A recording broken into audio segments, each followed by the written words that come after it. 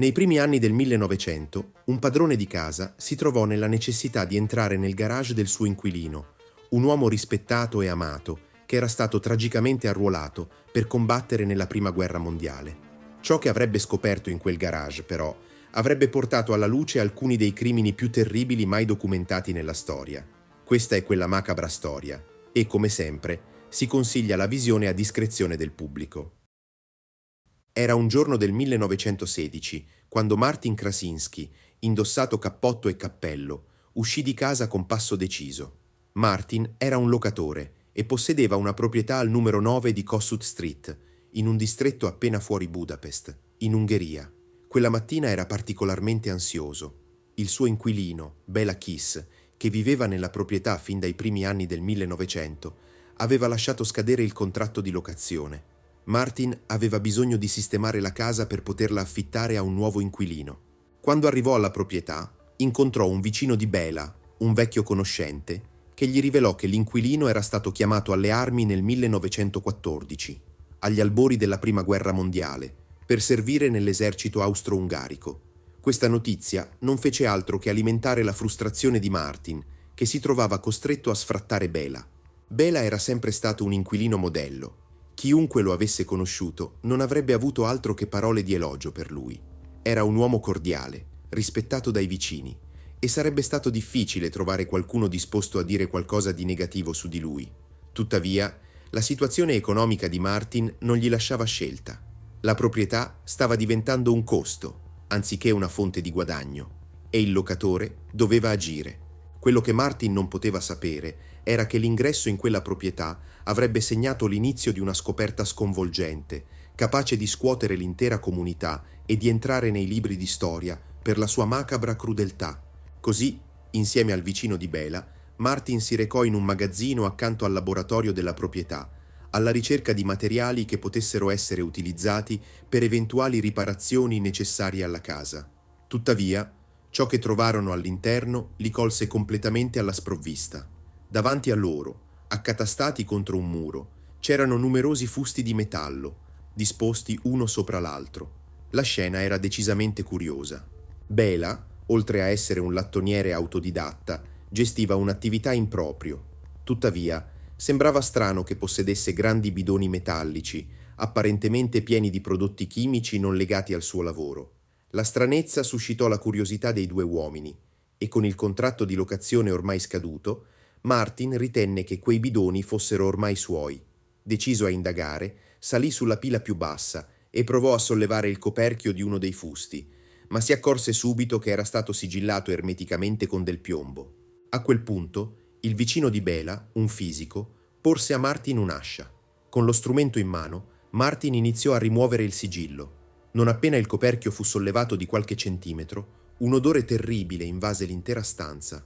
Il vicino, con un sussulto, riconobbe immediatamente il pungente odore di metanolo, comunemente noto come alcol metilico. Tuttavia, un altro odore, ben più inquietante, si mescolava a quello, l'odore inequivocabile della putrefazione. I due uomini si scambiarono uno sguardo carico di tensione prima che Martin riprendesse a lavorare per aprire completamente il coperchio. Quando finalmente riuscì a sollevarlo, all'interno del fusto trovarono del metanolo, ma c'era anche qualcos'altro, un sacco immerso nel liquido. Con mani tremanti, Martin tirò fuori il sacco. Quello che trovarono all'interno superava ogni immaginazione. Prima di proseguire con la storia, permettimi un attimo di pausa. Se ti sta piacendo questo contenuto, ti invito a iscriverti al canale. È un piccolo gesto per te, ma per me fa una grande differenza e aiuta il canale a crescere. Attiva anche la campanella delle notifiche per non perderti mai una storia straordinaria. Ora torniamo alla narrazione. Aperto il sacco, scoprirono lunghi capelli castani e il corpo ben conservato di una donna. Accanto a lei, un pezzo di corda chiaramente usato per porre fine alla sua vita. Sconvolti dalla scoperta, i due uomini rimasero per un momento inorriditi e in silenzio, incapaci di distogliere lo sguardo. Ma Martin, spinto dalla necessità di capire l'entità di ciò che avevano trovato, si diresse verso un altro fusto e cominciò a tagliare il sigillo anche su quello. Nel fusto successivo bastò intravedere una ciocca di capelli biondi perché Martin lasciasse cadere l'ascia e corresse di corsa a casa di un vicino per chiamare la polizia. La scoperta sconvolgente attirò l'attenzione del detective Charles Nagy, che, avvisato dell'accaduto, radunò immediatamente alcuni dei suoi migliori colleghi prima di dirigersi verso la proprietà. Quando arrivarono davanti alla casa, furono accolti da Martin, visibilmente scosso e quasi in preda al panico per ciò che aveva trovato. Mentre si avvicinavano, un'altra figura emerse dalla proprietà. Una donna anziana di nome Mrs. Jakubec. Era stata la governante di Bela fin dai primi anni del 1900, quando l'uomo si era trasferito lì. Mrs. Jakubec, una contadina robusta e dal carattere deciso, viveva nelle vicinanze con suo marito. La donna si dimostrò incredibilmente leale a Bela, che, a suo dire, l'aveva sempre trattata con rispetto e gentilezza. Quando vide la polizia fuori dalla casa in affitto, si precipitò verso di loro, urlando di andarsene e accusandoli di voler infangare l'onore di Bela. Tuttavia, con ciò che Martin aveva appena trovato nel magazzino, non c'era alcuna possibilità che la polizia si allontanasse. Il detective Nagy ignorò i rimproveri della governante, circondò la scena e iniziò a ispezionare il magazzino insieme agli altri ufficiali. I barili allineati contro il muro avevano ormai un'aria sinistra e inquietante. Mentre gli investigatori esaminavano l'area, un ufficiale si avvicinò a Charles e fece una rivelazione inaspettata. Disse che, in passato, era già stato chiamato alla proprietà. Qualcuno aveva segnalato la presenza sospetta di quei barili. L'informazione lasciò il detective perplesso e sollevò ulteriori domande. Chi aveva segnalato quei contenitori? E perché nulla era stato fatto prima? Quando gli ufficiali interrogarono il collega che aveva visitato la proprietà in precedenza, l'uomo spiegò di aver parlato direttamente con Bela.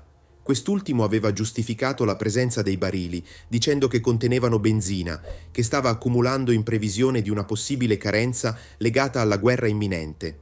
All'epoca, la spiegazione era sembrata del tutto ragionevole. Tuttavia, ciò che la polizia trovò realmente all'interno degli altri barili fu ben più raccapricciante. I corpi di altre 5 persone, alcune parzialmente vestite, altre nude, ciascuna con una corda avvolta intorno al corpo. Le indagini si estesero a tutta la proprietà e nel retro furono scoperti altri corpi, sepolti in sacchi pieni di metanolo, un conservante chimico noto per rallentare la decomposizione. Quando gli scavi terminarono, la proprietà era diventata un vero e proprio campo di scavo macabro. In totale, furono rinvenuti i corpi di 24 persone. Alcuni resoconti parlavano addirittura di 30 vittime, ma la maggior parte delle fonti concordò sul numero più preciso, 2 dozzine. La portata della scoperta lasciò il detective Charles Nagy e il suo team senza parole. Era chiaro che avevano a che fare con uno degli assassini più spietati e meticolosi della storia. Ma, allo stesso tempo, nulla sembrava combaciare con l'immagine che emergeva di Bela Kiss. Parlando con i vicini, Charles rimase incredulo nel sentire che tutti coloro che conoscevano Bela lo descrivevano come una persona gentile, rispettata e affascinante. Charles si aspettava di scoprire il profilo di un uomo solitario, inquietante e riservato, ma ciò che emerse fu completamente diverso. Chi era davvero Bela Kiss? Nato nel 1877 nell'impero austro-ungarico, i primi anni di vita di Bela rimangono avvolti nel mistero. Intorno al 1900, Bela iniziò a imparare da autodidatta il mestiere di lattoniere, che consisteva nella lavorazione di stagno e altri metalli leggeri per creare e riparare oggetti come brocche, tubi per stufe e astucci per aghi. Nonostante non avesse ricevuto un'istruzione formale, Bela era descritto come un uomo colto e intelligente, capace di impressionare con il suo carisma e la sua abilità nel sostenere conversazioni ben articolate su qualsiasi argomento. Si diceva che fosse a suo agio con persone di ogni estrazione sociale, dai più poveri ai più istruiti. Ma ciò che lo rendeva ancora più noto era il suo fascino personale. Con il suo bel viso, gli occhi azzurri e i capelli biondi sempre curati, Bela era considerato uno degli scapoli più ambiti di Budapest e dintorni. Bela Kiss era il tipo di uomo che gli uomini volevano essere e che le donne desideravano avere al loro fianco. Si diceva che molti mariti della città fossero gelosi del suo fascino e delle sue qualità. Ma, nonostante tutte le lodi che riceveva da chi lo conosceva, il detective Charles Nagy era certo che ci fosse un lato oscuro della vita di Bela che era rimasto nascosto a tutti, o almeno alla maggior parte delle persone. Fu allora che Charles iniziò a sospettare della signora Jakubek. Prima di indagare su di lei, però, Charles si concentrò sul ritrovamento dei corpi. La sua prima mossa fu contattare l'esercito austro-ungarico per richiedere l'immediato arresto di Bela, se fosse stato ancora in prima linea. Tuttavia, trovare Bela si rivelò un'impresa molto più complicata di quanto Charles avesse immaginato.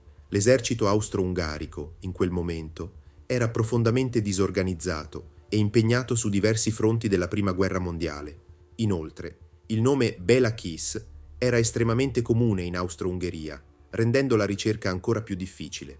Parallelamente, Charles contattò il servizio postale, ordinando che tutta la corrispondenza indirizzata a Bela venisse inviata direttamente alla polizia. Era determinato a eliminare la possibilità che eventuali complici potessero avvisare Bela di ciò che stava accadendo a casa. Infine, mentre l'esercito avviava le ricerche e il servizio postale monitorava la corrispondenza, Charles decise di interrogare la signora Jakubek, la fedele governante di Bela. Nella mente di Charles era impensabile che la donna fosse completamente all'oscuro di ciò che accadeva all'interno e nei dintorni della casa. Trascorreva lunghe giornate lì e aveva un rapporto molto stretto con il suo datore di lavoro. Quando Charles si avvicinò per interrogarla, la signora Jakubek si mostrò subito agitata. Seduta in cucina, con uno degli ufficiali al suo fianco, andò nel panico appena Charles iniziò a parlarle, supplicandolo di non buttarla in prigione. Charles, tuttavia, non aveva alcuna intenzione di arrestarla, almeno per il momento, ma la sua reazione gli confermò che qualcosa la turbava profondamente. Una volta calmata, la governante iniziò a raccontare la sua versione dei fatti. Secondo quanto dichiarò, aveva lavorato per Bela fin da quando lui aveva 23 anni. Confermò l'immagine che i vicini avevano già dato alla polizia. Per lei, Bela era sempre stato gentile, affettuoso e generoso. Tuttavia, Charles non poteva fare a meno di pensare che ci fosse qualcosa che la donna non stava rivelando.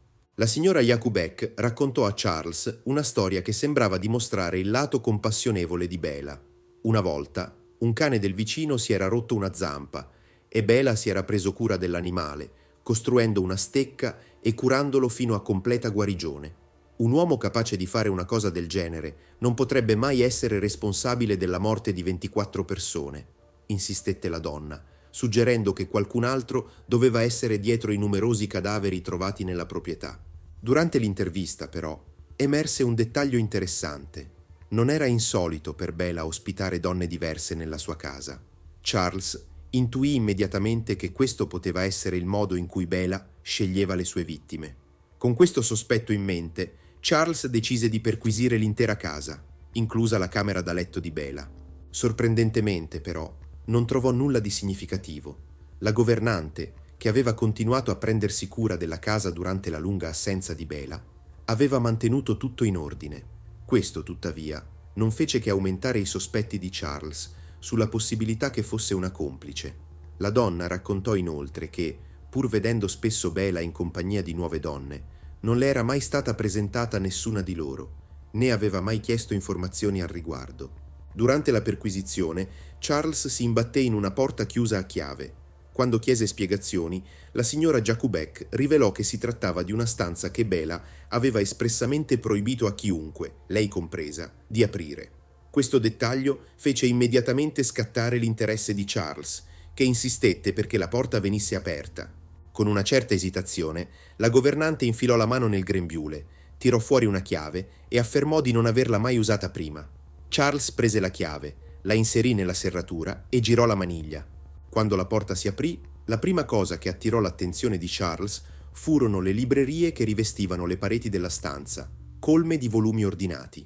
Un'ispezione più attenta rivelò che la maggior parte di quei libri trattava argomenti inquietanti, veleni e vari metodi di strangolamento. L'arredamento della stanza era scarno. Al centro si trovavano solo una scrivania e una sedia, che sembravano essere stati usati frequentemente. Frugando nella scrivania, Charles iniziò a mettere insieme i tasselli di un quadro sempre più chiaro e inquietante. In uno dei cassetti trovò 74 pacchetti, ognuno contenente lettere di donne diverse. Le indagini rivelarono che queste lettere erano risposte a degli annunci che Bela aveva pubblicato costantemente sui giornali fin dal 1903, con l'intento di trovare donne interessate al matrimonio. Gli annunci, tuttavia, erano mirati. Bela cercava specificamente donne con significative risorse finanziarie. Nelle sue corrispondenze, Bela si informava accuratamente sulla situazione familiare delle donne, cercando di stabilire se fossero sole o se qualcuno avrebbe notato la loro eventuale scomparsa. Non era solo una questione di relazioni romantiche. Bela utilizzava queste comunicazioni per truffare le donne, sottraendo loro ingenti somme di denaro. Tra i documenti nella scrivania, Charles trovò anche il testamento di Bela. Con grande sorpresa, scoprì che la signora Jakubek era indicata come beneficiaria di una cospicua somma di denaro in caso della morte di Bela. Vedendo un possibile legame, Charles usò questa informazione per mettere pressione sulla governante. Le mostrò il testamento e l'accusò di sapere più di quanto stesse rivelando riguardo agli omicidi. La signora Jakubek negò categoricamente di essere a conoscenza del testamento o degli omicidi. Con il tempo, Charles iniziò a credere nella sua innocenza e alla fine la eliminò dalla lista dei sospettati. Nonostante ciò, nuove informazioni inquietanti continuavano a emergere. Delle 24 vittime rinvenute, 23 erano donne e una era un uomo, anche se l'identità e il legame dell'uomo con Bela rimasero un mistero. Tutte le vittime erano morte nello stesso modo, strangolate con una corda o un filo attorno al collo. Ma ciò che lasciò i detective senza parole furono le ferite da puntura ritrovate sul collo di ciascuna vittima, che sembravano segni di un vampiro mitologico. Ancora più strano, tutte le vittime sembravano essere state completamente dissanguate. Ulteriori indagini rivelarono un aspetto ancora più oscuro del personaggio di Bela. Si scoprì che aveva un interesse per l'occulto e che si considerava un sensitivo, informazioni che aveva persino inserito in alcuni dei suoi annunci. Questa combinazione di dettagli alimentò voci secondo cui Bela praticasse il vampirismo. Mentre venivano alla luce questi aspetti macabri, il caso assunse una piega tragica quando Charles si concentrò sull'identificazione delle vittime. Tra i documenti trovati vi era un album fotografico che si rivelò cruciale per identificare alcuni dei corpi. Una vittima portava con sé un fazzoletto con le iniziali MT, mentre un'altra indossava vestiti con le lettere KV cucite. Quest'ultima si rivelò essere Catherine Varga, una donna che, come le lettere dimostravano, si era perdutamente innamorata di Bela. Catherine aveva persino venduto il suo fiorente negozio di sartoria a Budapest per trasferirsi con lui a Cincota. Questo l'aveva resa una donna ricca, ma isolata, il che la trasformò nella vittima perfetta per Bela. Un'altra vittima identificata fu Julian Pasek, la cui tragica storia completava il quadro di uno dei casi più sconvolgenti e macabri mai affrontati dalla polizia. Quando Charles controllò i registri della polizia, scoprì che Julian Pasek aveva intentato una causa contro Bela per frode. Gli aveva dato dei soldi destinati al loro matrimonio, ma la cerimonia non ebbe mai luogo.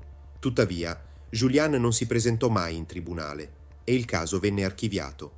Solo ora, dopo il ritrovamento dei corpi, era chiaro il motivo. Julian era già morta. Nei giorni successivi alla scoperta dei crimini, la notizia si diffuse in tutto il paese e i familiari delle donne scomparse iniziarono a farsi avanti. Una delle testimonianze più significative fu quella di una madre che identificò la figlia Margaret Todt come una delle vittime. Margaret, che lavorava a Budapest, aveva risposto a uno degli annunci matrimoniali di Bela. Poco dopo aver conosciuto Bela, Margaret lo presentò alla madre e lui ne approfittò per estorcerle denaro con la promessa di un imminente matrimonio. Quando il matrimonio non avvenne, la madre affrontò Bela, ma lui le raccontò una storia convincente. Margaret si era infuriata con lui e aveva deciso di partire improvvisamente per l'America. Tuttavia, le indagini di Charles rivelarono una realtà ben diversa. Bela aveva obbligato Margaret a scrivere una lettera indirizzata alla madre, in cui diceva di essere stata respinta da lui e di voler ricominciare la sua vita in America. Dopo averla costretta a scrivere la lettera, Bela la uccise, conservò il suo corpo in un bidone di metallo pieno di metanolo e inviò la lettera alla madre per coprire le sue tracce. Le indagini rivelarono che Bela aveva ricevuto 174 proposte di matrimonio in risposta ai suoi annunci. Accettò di incontrare 74 di queste donne e almeno 20 furono effettivamente vittime della sua follia omicida. Tutte finirono uccise, i loro corpi conservati nei bidoni nel magazzino o sepolti nel cortile della proprietà. Con ogni nuova scoperta, La pressione su Charles per trovare Bela aumentava. Tuttavia, la ricerca era complicata dalla confusione generata dalla guerra e dalle voci che si rincorrevano. Si temeva che Bela fosse stato ucciso in battaglia o catturato come prigioniero di guerra, ma la sua reale posizione rimaneva un mistero. Il 4 ottobre 1916 Charles ricevette 2 messaggi contrastanti da un ospedale in Serbia. Il primo affermava che Bela era stato paziente lì l'anno precedente ed era morto di tifo. Il secondo, invece, sosteneva che Bela si trovava attualmente sotto le cure dello stesso ospedale. Sebbene i messaggi fossero contraddittori, Charles non perse tempo e partì immediatamente per la Serbia. Al suo arrivo fu accolto da ufficiali dell'esercito austro-ungarico, uno dei quali si congratulò con lui per aver finalmente catturato Bela. Fu un momento di euforia per Charles, che aveva dedicato mesi di lavoro instancabile al caso. Gli ufficiali lo condussero alla stanza in cui Bela stava presumibilmente recuperando le forze.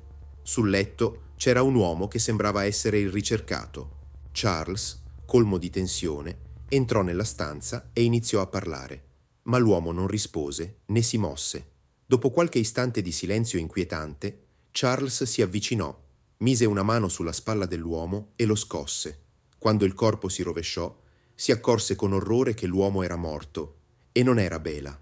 Sembra che qualcuno avesse avvisato Bela Kiss della polizia in arrivo. L'assassino era scappato dall'ospedale, lasciando nel suo letto il corpo di un altro paziente deceduto. Questo fu il momento più vicino in cui il detective Charles Nagy arrivò a catturare l'uomo che aveva cercato così disperatamente. Negli anni successivi, la domanda su dove si trovasse Bela rimase senza risposta, ma non mancarono segnalazioni di possibili avvistamenti. Nel 1919 si dice che sia stato visto a Budapest. Un anno dopo, nel 1920, la legione straniera francese riferì di un soldato che si faceva chiamare Hoffman, uno pseudonimo che Bela aveva già utilizzato nei suoi annunci matrimoniali. Il soldato, inoltre, sosteneva di essere esperto nello stesso metodo che Bela usava per liberarsi delle sue vittime. La descrizione fornita dalla legione combaciava quasi perfettamente con quella di Bela, ma prima che la polizia potesse rintracciare questo Hoffman, l'uomo abbandonò la legione e scomparve nel nulla. Avvistamenti successivi portarono l'attenzione persino in America. Uno dei più credibili fu quello di Henry Oswald, un detective della squadra omicidi di New York, che giurò di aver visto Bela uscire da una stazione della metropolitana a Times Square. Potrebbe sembrare un caso di identità sbagliata, ma Henry, noto tra i colleghi come Camera Eye per la sua memoria infallibile per i volti, era convinto che si trattasse di lui. Sfortunatamente, Times Square era affollata e Bela riuscì a sparire tra la folla. L'ultimo avvistamento segnalato risale al 1936, sempre a New York City. Un uomo che corrispondeva alla descrizione di Bela aveva trovato lavoro come custode e stava affittando un appartamento in città. Quando la polizia arrivò per interrogarlo, però, era già fuggito e non fu mai più visto. Oggi, Bela Kiss è noto come il mostro di Cincota. Nonostante gli sforzi delle autorità, il suo destino e i suoi spostamenti successivi rimangono avvolti nel mistero, lasciando aperto uno dei casi più inquietanti della storia criminale. Grazie di aver visto questo video. Ti ricordo che i video del nostro canale Incredibili Eventi escono ogni mercoledì e venerdì alle ore 15. Iscriviti al nostro canale per non perderti le nuove uscite. Grazie e a presto.